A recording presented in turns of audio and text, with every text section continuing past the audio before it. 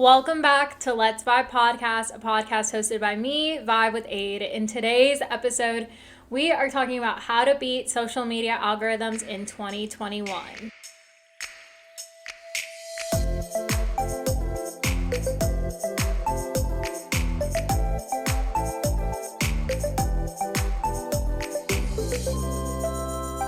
Welcome back, you guys. Thank you so much for tuning in. Happy Tuesday. I hope you guys are doing well and staying safe and healthy. Thank you so much for spending your Tuesday with me. I am super excited to talk about today's topic. It's been a long time coming. We're talking about how to beat social media algorithms in 2021. I was going to do this topic a while ago and we're finally getting back to it, so I'm excited to dive on some tips and tricks and everything like that if you've been feeling overwhelmed by social media algorithms.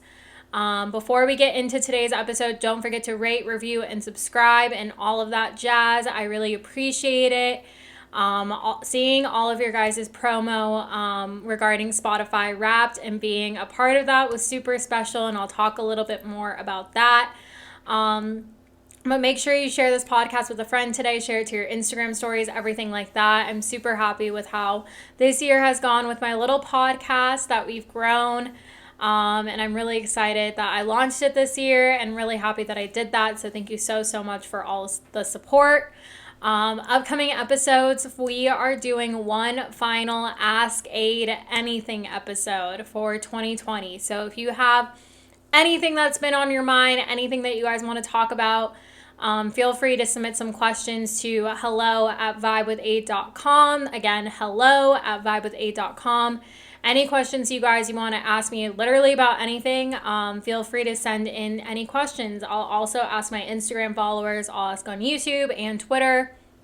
So start getting those questions in, and we will do a nice little episode like that to wrap up the year. And if you guys already didn't know, I am now doing weekly podcasts again. So every other week, you guys are going to get a big episode like today. And then every other week, you are going to get a mini vibes podcast. So that is going to be a smaller type of podcast. So stay tuned for that. Those mini vibes are just going to be on podcast platforms, whereas these bigger episodes are going to be on YouTube. That is just the way that I think for right now. I'm going to be able to do weekly podcasts, but I want to get back into doing weekly. I think it would really help out a lot to keep the momentum going for the podcast. So without further ado, let's get into Listener of the Week. And I just wanted to shout everyone out as a Listener of the Week. I didn't want to single anyone out this week, mainly because we did get Spotify Wrapped back. So if you guys tagged me, you shared with me that I was your top podcast or that I was a part of your top 5 podcasts, thank you so much. It means a lot to me, and I'm really glad I got to spend a lot of time with you guys in a new way this year.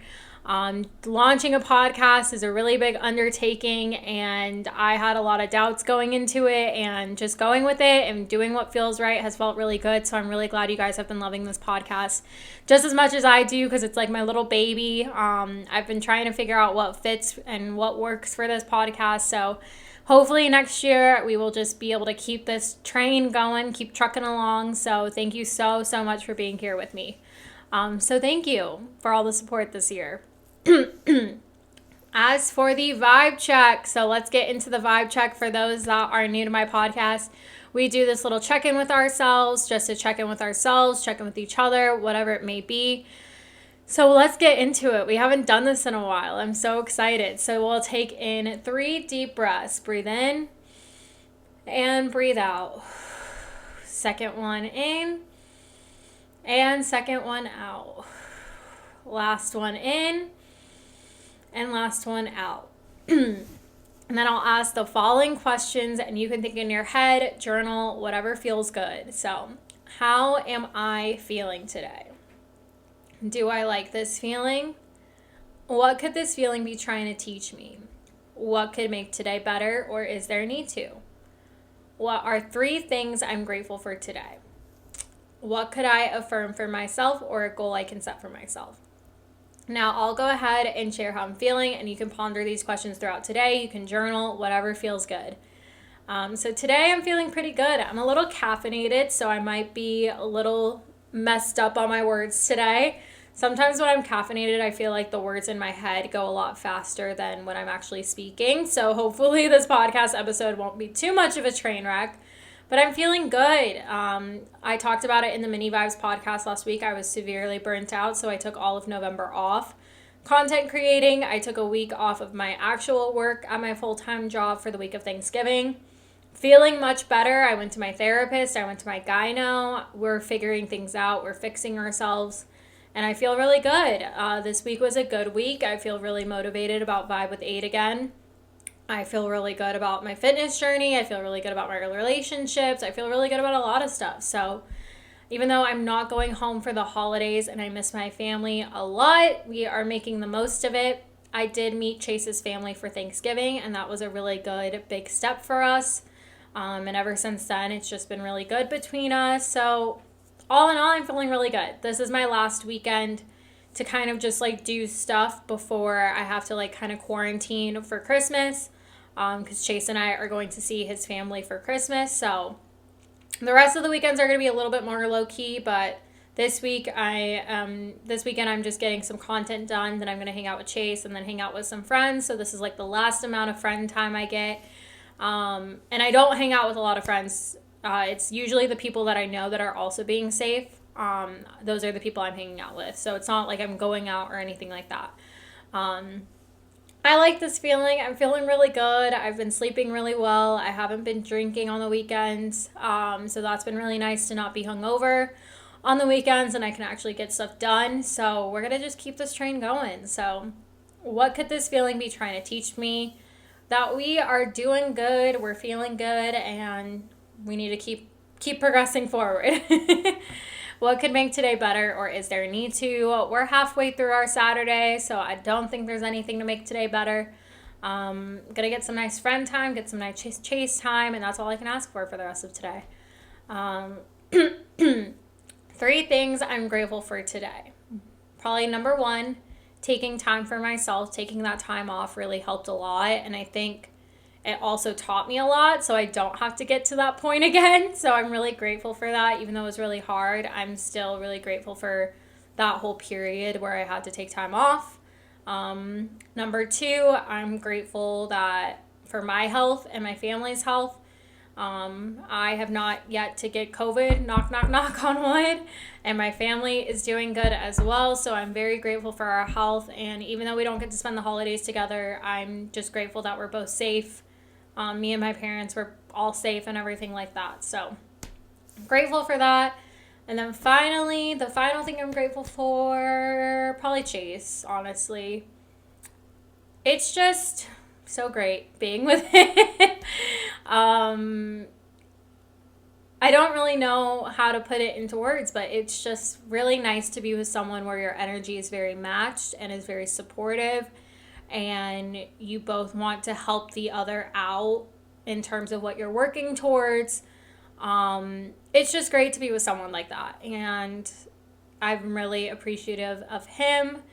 It'll be a year since we met in March, which is crazy, but we're going to have our first Christmas together, and I'm so excited to get him gifts.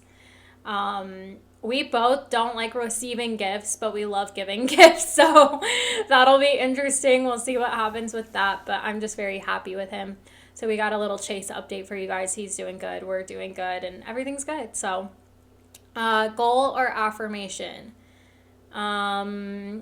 I'm trying to think. A current goal of mine is just to get back on Vibe with Aid, get back on that content game, be posting, be talking with you guys, everything like that. Which reminds me, I need to post an Instagram. I'm a little late to that, so I might need to figure out what Instagram I'm posting today. Oh, I do have one planned, so I'll post that later. Yeah, just getting back into the swing of it all. It feels a little weird, but we're just getting back into it, so I'm feeling good. I'm also working on habits and forming better habits. I started reading Atomic Habits. That's like a book everyone's been recommending. I'm only 1 chapter in, and I'm already like putting that stuff into practice, and I feel like it's really good. So I highly recommend that book. But just trying to get in the flow, get in the groove, everything like that, and feel good. And an affirmation I have been saying a lot is Everything that is happening to me is happening for my greater good, and I am grateful for it. So I saw that on a TikTok. I've been saying that like 3 times every day. I write it down. It's really been helping. So everything that has been happening to me is happening for my greater good, and I am grateful for it. Basically, it's just saying whatever's happening right now is happening for a reason. Everything happens for a reason. And I'm grateful for it because it's either bringing you good things, it's either bringing you bad things, but if it's bad, it's probably going to teach you a lesson and it's going to make you stronger. Just like that whole mental health thing breakdown that I went through, while it really sucked, I came out a lot stronger. So it's kind of hard to reframe and retrain your brain to like think like, oh, why is this bad thing happening to me? But I feel like when you start to think everything does happen for a reason and you step outside of the hurt, you step outside of the pain, you're able to look at it from a different lens. So that is it for this week's vibe check. Like I said, take some time with yourself, check in with yourself, check in with your friends, family, everything like that. It's a really hard time with the holidays and COVID and everything going on. So I highly encourage you to check in with your people and make sure we're all doing good and we're all staying healthy and everything, mentally, physically, and everything like that. All right, so diving right on into this episode, talking about social media algorithms and how you can beat it in 2021. Social media is my job. Basically, it's a 24-hour job, I feel like, aside from when I'm sleeping. I work full-time at a digital marketing agency, so I'm always constantly, working on social media, working in social media, having to stay up with trends, industry knowledge, everything like that. And then for Vibe with Aid, I do social media for, I grew my Instagram from under 3,000 to almost 13,000 in a little over 3 years, which is really crazy. And I have my own battles with the algorithms personally, and it's definitely challenging to figure out. But once you can kind of reframe your relationship with social media, it will definitely drive your content further, it will drive you further, and you'll overall feel a lot better about it. It was really eye-opening the other day. I saw this girl post on Instagram and it made me really sad almost. She has around 2,900 followers. I'm not going to say who, but she commented on the photo and she was like, the lighting wasn't great in this photo, so it didn't quite turn out how I wanted, but I still wanted to post it. And it just made me almost really sad because it makes me sad that you get so critical of yourself now that you almost don't post a photo because the lighting's bad, the editing didn't turn out great. I see a lot of people comment about like, oh, this wasn't the edit I wanted, this wasn't the lighting I wanted. And it's really sad that we've gotten to this place where things have to be perfect or it doesn't get posted. And I'm kind of going on a tangent from what I wanted to talk about, why I want to talk about this, but I feel like that relates to it, that we've gotten in such a habit of posting for what the algorithm will do best, Instead of posting what we want. I'm guilty of it. I've definitely changed up my content strategy this year to appeal to the algorithms. But it just makes me sad that a lot of creators are really hurting and struggling with this algorithm right now, to where they're feeling like their content isn't good enough. That's what I'm getting at, is that people are feeling like they're not good enough. Their content isn't good enough just because an algorithm isn't pushing it out. And it's hard, definitely. So I really felt for that girl when she posted that, and it made me so sad because I commented, I was like, this photo turned out great. Like, I didn't even see anything wrong with the lighting, so she must have edited it really well. And that's just some workarounds you have to get around. But I wanted to like validate her and be like, no, this is a really good photo. Like, don't stress about it. Like, it turned out great. And like, that's what I want to tell you guys, that like, you don't have to be so nitpicky about things or whatever just because you're afraid an algorithm's not going to favor it. I started saying like, fuck it to hashtags because hashtags don't work for me. And I've still gotten this far and have been able to grow my accounts without hashtags. So there are workarounds and ways to do it. So I just wanted to talk about how to beat it, but also how to be friends with it, how to not let it ruin or affect your life. I'm mainly going to be talking about Instagram in this because I feel like that is the biggest challenge I see with a lot of people, is the Instagram algorithm, we'll talk a little bit about TikTok. I'm still learning the TikTok algorithm. I'm still learning what works because I'm in my first year of having a TikTok. I've already grown my account on TikTok to over 6,000 followers in 1 year, which is like crazy to me. Like having an algorithm like that is insane. And I think I would have probably hit 10K by now, but I took a couple of breaks from TikTok because I was still figuring it out. I was still figuring out what works best when making content for it and everything like that. But yeah, so let's get into it. When it comes to the Instagram algorithm, this one I find the most challenging to understand because it is constantly changing.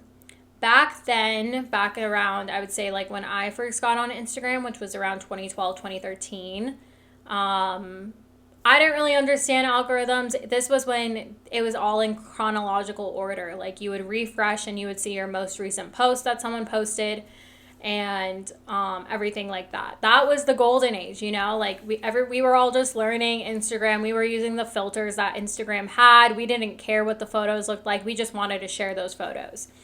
And then probably when I was in college is when it started to like grow a lot more. And then you started to see like chronological order still happening, but things being a little bit more curated. And then from there, they started doing, you know, based on interest. They released Instagram stories to compete with Snapchat and so on and so forth. And so now we've gotten away from the chronological order, which sucks. I miss chronological order. But now it's based on your interest and engagement, which I think is interesting. Like they're trying to make it sound like it's personalized to the user, which I believe it is, but it can be pretty flawed in some ways. Like there's some accounts that I used to be super engaged with, and then there would be like a switch in the algorithm, and then I would start seeing different accounts. Like there's some people that stay pretty constant. Like Emma's always in my rotation of posts because we're always talking and engaging with each other. But then I start to see other people, like if I recently DM'd this person, then they start to come in my feed. It's just very weird. And like sometimes engagement doesn't mean that I want to see that content. So it might be more personalized, but I also follow a lot of people too. So I am getting just a constant rotation of people. I never go to the end of my feed because I follow so many people. I don't even see like big influencers on my feed. So like, which is sometimes who I want to see, like Sarah's Day, Alicia Marie, Laura DIY. I never see their content on Instagram. And sometimes that's the content I want to see. So it's just very interesting. And we've kind of progressed from likes and comments and getting followers to be the most important metrics. But right now, since October, it's been saves and shares.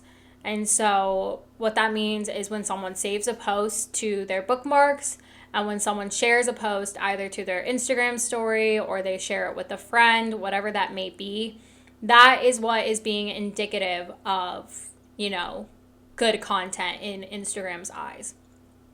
And also they release new features. So anytime Instagram releases a new feature, whether that be Instagram stories, Instagram reels, IGTV, they push that content out a lot more. So we saw a huge spike in followers and views when reels came out. My friend Amy Conti, I use her all the time in my examples because she is a fascinating use case. She grew her Instagram account from, I want to say around 4,000, 5,000. She was under 10K at least, to now 24,000 people with one Instagram reel. And we didn't all think that was going to happen, you know, but she got an Instagram reel that got over 1 million views. It was a shuffle video of her. And this wasn't just an overnight thing though, because she has been posting consistently. She always is posting content on her stories, on her feed, on her IGTV, everything like that, on her TikTok. And so this one just happened to catch the algorithm in the right way. And she was able to grow her account by that much. And so now she has over 20,000 followers. And she teaches shuffle classes. So I'm sure she saw a boost in her being able to sell those classes and has probably gotten a lot more money because she charges for those classes. She's probably gotten more one-on-one lessons. So it's just crazy how sometimes the algorithm can really work in your favor in that way. And I looked into her post, and she really just had a basic caption. She used the music within the editor of Instagram Reels, and I think she probably filmed the reel within Instagram, I want to say. And I think she used a couple hashtags, and boom, just blew up, honestly. So every time I would like go and check and see how many views she has, and then I would check how many followers she has, and now she's around 24K. So I think that's just absolutely incredible. But Instagram favors that stuff. So you really have to be on your game when those new features come out. Even on Instagram stories, like when they release polls, when they release questions, if they release a new Instagram story feature, start using that feature. And so that is where we're at with Instagram right now, is basically you want to be finding ways to create relatable content. Personally, in the EDM and festival space, I don't think outfit pictures are going to cut it anymore unless it's a very elaborate look, a very elaborate outfit, or in the caption you are providing some type of value. I say this because before, outfit photos really did it until festivals come back. I think once festivals come back, outfit photos still might be able to do the trick. But right now, just from what I've been noticing, unless it's a really amazing out there outfit, or you're really providing some inspiration outfit inspo for someone to save that post or share that post, then it might your post might not do as well as it used to, is what I'm saying. And it might seem superficial to say that. It might really be superficial to say that, but that's just where we're at. And then another thing is if you're providing value in the caption. So maybe in that outfit photo, you list out your top 10 favorite brands from 2020, that festival brands, or your favorite go-to brands for accessories. That could be something that you could mention in your caption. So that way, if you do like a list or you're providing some type of value, then someone's going to want to save that post and come back to that post later. And same thing with like Instagram Reels. If you're providing value, if you're providing entertainment, those are going to be really good. I've been doing a lot of quotes. Emma and I have both been doing a lot of quotes. We have really found that quotes are doing really well because it's like relatable content. People want to comment on it. They want to share it. They want to save it. Whatever it may be. Quotes outside of the EDM and festival space have been doing really well this year. If you guys have noticed, from like social justice accounts, any informational accounts, astrology accounts. Like before 2020, graphics did not do well. I tested out graphics on my page before and they did not do well. This year, they're doing a lot better because you're providing valuable content or your relatable content. So when you're evaluating your content strategy, you want to think about what piece of content can I be doing to provide value, to provide entertainment, whatever it may be. And I'm just spitballing here. I'm really just talking through a bunch of different things that come to mind with Instagram. But we can also just take a step back and talk about like content strategy in general. I typically follow a content pillar strategy. And so what that means is I have different pillars that I will provide content on. So currently my pillars right now are music festivals. Even though we don't have them, music festivals is still a pillar of my content because that is what my whole brand's about. Another pillar is music. So just talking about like EDM or other music. Another pillar is mental health and self-love. I feel like I talk a lot about that. That's more of like my relatable day-to-day type of content that I talk about. And then another pillar, festival fashion, because I love festival fashion. I love the trends. I love talking about that kind of stuff. I love providing outfit inspo for those that are more on the conservative side and those that are just like wanting to feel comfortable in things. Those that are looking for inspiration for like accessories, whatever it may be. The more simplistic type of style and comfort is what I go for. So I like talking about that. And then another pillar that I'm trying to currently add on is my influencer and marketing experience. I'm a digital marketer by day. I'm a content creator and influencer by night. This is what I live and breathe. So that is a new pillar that I'm trying to talk through and talk with you guys a lot more about. So this content pillar strategy is really what's going to help you in terms of figuring out what content you want to be talking about. If you don't know what content you want to be talking about, say you're not in the music or festival space, but you're passionate about something else, having a pillar strategy is really helpful to guide you, and it kind of identifies what you as a brand are going to be talking about. And if you are a person, you are a brand. Just going to throw that out there and say that. Like, you have some type of story, something that you're wanting to talk about. If you are into fitness, if you're into something else, you might have different pillars to talk about that. And if you are an aspiring content creator, aspiring influencer, it helps when you start testing out different types of posts and see how those posts work. That's how I've identified my pillars, is because I've noticed what posts have worked really well for me. And so even though I'm doing quotes, I'm doing a quote about mental health. I'm doing a quote about music festivals. I'm doing a quote about music. I'm doing quotes about all these different pillars, and finding what content works best with those different pillars. So if you are trying to figure out what pillars might work for you, try out different posts on Instagram. Do a fitness post, do a music post, do whatever it is, and see what resonates with your audience.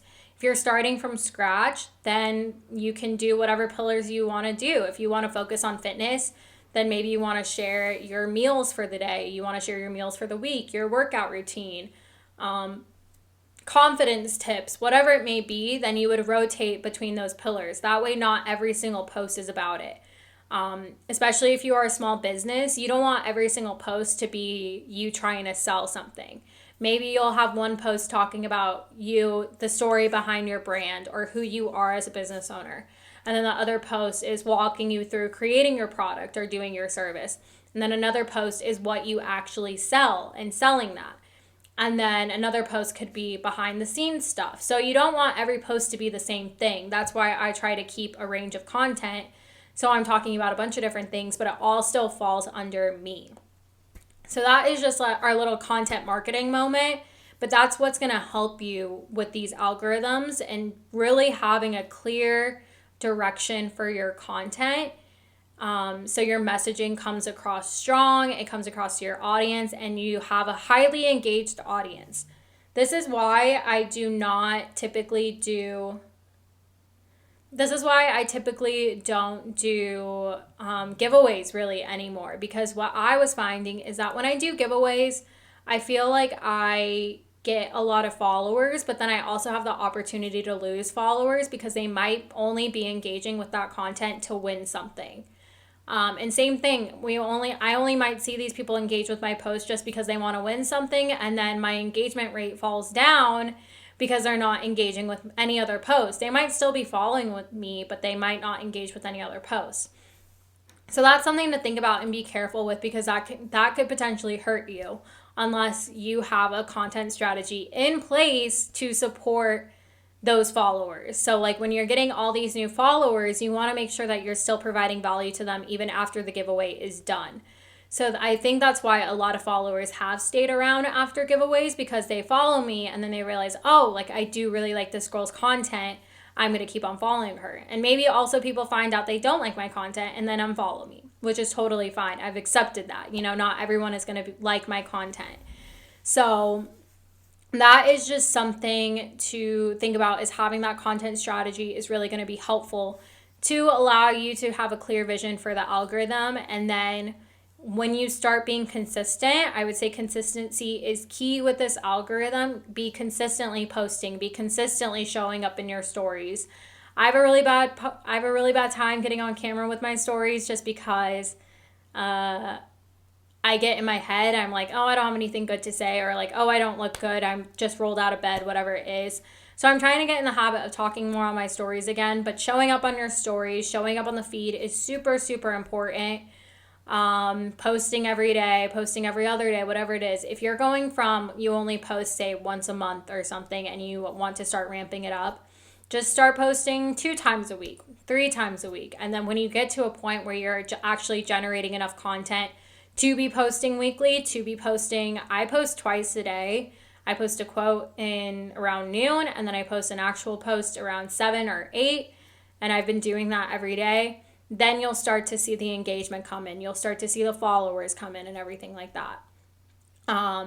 Consistency is definitely key when it comes to these algorithms.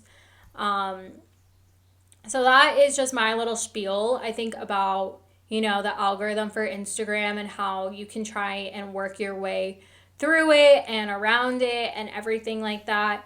You want to be making sure that you're just giving valuable content. So really sit down and write out what are those pillars that you want to be doing content for. What are you really good at? What are you really known for? What value could you provide? And really think about it. Everyone thinks that just because they're not a typical content creator or they're not established yet, that they don't have any value to provide. But you do. If you go to festivals, you definitely have stories and value to provide and everything like that. So like, if you had an absolute train wreck of a festival, but it taught you how to prepare better, you can talk about that. You really can dig deep and figure out what you know about and then talk about it. And I'm sure it can help someone else out. That's what I've always found is like talking about my struggles, talking about my mental health struggles, stuff like that. There's usually someone else that's going through the same, and that really helps them. So I'm sure you could find something to talk about and that you're passionate about, and you'll be able to find people that are aligned with that as well. Also with this, there is a hashtag strategy that can be really beneficial. I burnt myself out on hashtags. So I used hashtags like really badly in 2017 and 2018, meaning I used the same hashtags. I used a lot of hashtags. They might have not been relevant. And Instagram kind of started hiding my content because I think they started thinking it was like spammy. I used like hashtag rave girl, hashtag rave booty and stuff like that. So my account has some type of like restriction on it or something. I still don't have the new fonts on Instagram stories, and I've just kind of accepted it. So you can do hashtags. If you have a newer account, hashtags work really well for you, I bet. There is certain rules with how many hashtags you can use. You can use up to 30. I usually recommend using about 8 because that means those hashtags are really relevant hashtags to the post that you are posting. I will link some hashtag YouTube videos that you can check out down below of what works best for a hashtag strategy, and we can get into that maybe in another episode. But you really just want to find relevant hashtags and that are super kind of niche down. So if you're talking festival fashion's great. Maybe you're talking about plus size, you can do plus size festival fashion, plus size rave wear, stuff like that. That way you get super specific and then you start to provide content for that specific niche. And yeah, so that is a way to grow, definitely, is using those hashtags, because then you can expose yourself to whatever community and find other like-minded followers and people to attract. I have just gotten by without not using hashtags, and I think it's because I've been able to create relevant, relatable, and shareable content. So a lot of people have found me that way. I've also used other platforms like YouTube and TikTok to grow my Instagram, and Twitter to grow my Instagram, so that if people see my content on those platforms, they come to my Instagram and follow me there.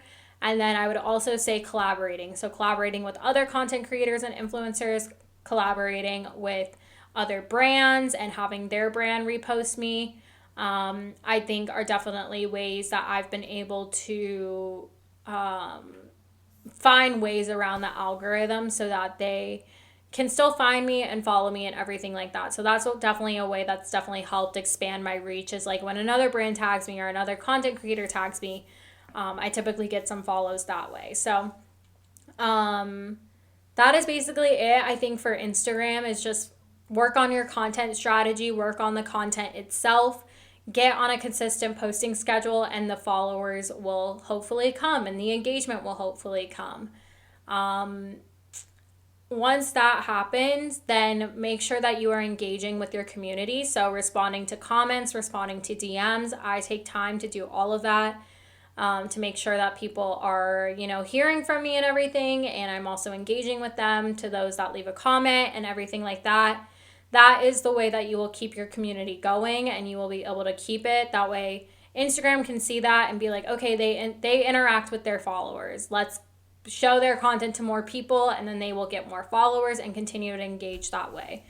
There's that saying, don't just post and ghost. Make sure that you interact with the people that interact with your posts, interact with your stories, and everything like that. So for TikTok, like I said, I'm still getting to learn their algorithm, but if you are able to create on TikTok, I highly, highly, highly recommend it because that algorithm is super favorable once you start posting 1 to 2 times a day. And it's relatable content. You do really good hashtags. You don't do hashtag FYP. Do relatable hashtags. I do about 4 hashtags that are relevant to that content. So usually I'll do like music festivals, rave life, EDM TikTok, ravers of TikTok, so on and so forth. When you type in the hashtags, it'll show you how many hashtags are in there. But that just signals to TikTok this is the type of content I need to show it to. And the way that TikTok works is that it will show your content to a small circle of people. And then depending on how it performs with that group of people, it'll go on to the next group, and then the next group, and then the next group. And that's how things go viral. So if it's just really relatable or entertaining content, that's how it sparks. You can also have a content strategy with TikTok. So you can I do a balance of doing trends and viral content and relatable content and informational content kind of all wrapped in one. And then I do more community content that's like for my followers. Or it's just like for shits and gigs for me. You know what I mean? So that's where I find that balance with that, but I'm still trying to learn how the algorithm works. But I mean, I grew that account to over 6,000 and I started it in April. So it's been about 8 months and I grew it. I probably could have grown it a lot faster if I stayed dedicated to it, but I took some time off from TikTok here and there. And so I'm retrying to grow it. And last week I had around 6,030-ish followers. And this week I was able to grow by 100 followers. So I'm at 6,132, I think. And that's because I'm posting like almost 3 times a day. I'm doing trends, I'm doing informational content, stuff like that. And the thing with TikTok is that you can definitely take those TikToks and post them to Instagram Reels. So I've been able to repurpose that content and use it somewhere else, which has been really great. I'm also testing out snipping down my YouTube videos to create TikToks and Reels for it. So definitely can find ways to repurpose that content to be put on TikTok and Instagram Reels, and that way you are growing your audiences in both places, which I think is great. I personally like the TikTok editor a lot better than Instagram, so I definitely will make TikToks forever in TikTok, and then I will post them to Reels on Instagram. And I haven't seen anything differ where like I've made a Reel in Instagram, and then I've also posted a TikTok, and I've gotten more engagement and more views from the ones from TikTok than I have from when I actually made a Reel. So I thought that was interesting. So as we go into 2021 and as you are planning out your strategy for the next year and everything, I did want to talk about how to not let the algorithm get to you. Because this is something that will happen. It'll always get to you sometimes at some point, and sometimes it comes from a place of self-doubt, of self-worth, whatever it may be. And I've been there. I've definitely been there, and it sucks. It sucks to feel like your worth is tied to some algorithm, to some follower count, and you constantly feel like you're on this cycle of always posting content that you can never get off of or whatever. So I really wanted to talk about how to take care of yourself if you are diving into this world, because it's a lot and I think it's super important to talk about. Okay, so how to not get the Instagram algorithm get to you. The first thing I will say is test out different things. What I always tell aspiring content creators is to have the same mentality as me, which is to treat everything like an experiment. When you treat everything like an experiment, it takes out the pressure of something to perform well. When you have expectations of a post doing well or a piece of content doing well, and it doesn't, then you set yourself up for disappointment. If you go in with the perspective of, okay, I don't know how this post is going to do, but I really like this post. I'm really proud of it. I'm just going to post it. However it performs is however it performs. When you come at it from that perspective and you step outside of it, it detaches your worth from it, right? Because you're just like, you're detaching yourself from that post and like, it's posted. What's done is done. You know what I mean? Let's just see how it performs. And then once it's posted and say it's been 24 hours since you posted it, that's when you analyze and you say, okay, this type of post didn't do as well as this type of post. So say you are a fitness influencer or whatever, and you posted your meal for the day and you took a photo of what your meal looked like, and that photo didn't do as good compared to, say, a standalone photo where you talked about where you ate. Maybe it was a photo of yourself and in the caption you talked about what you ate for that day. Then you take note of that and you're like, okay, next time we're going to try out this type of post and this type of post. Once a post does really well, then you take note of that and you find out ways to replicate it or do similar posts like that. That is where the magic kind of happens, to keep on reframing that content in new ways. And that way you still get the same engagement, you still attract new followers, whatever it may be. When you treat everything like an experiment, your heart doesn't get broken. I've seen people talk about how, oh, this post didn't get as much love as I wanted it to, or blah, blah, blah, blah, blah. You're really kind of like discouraging yourself in that way. And so just look at everything from an experiment, don't have expectations, and everything like that. Take breaks. So I know it can be hard. You want to constantly keep on posting, keep on engaging.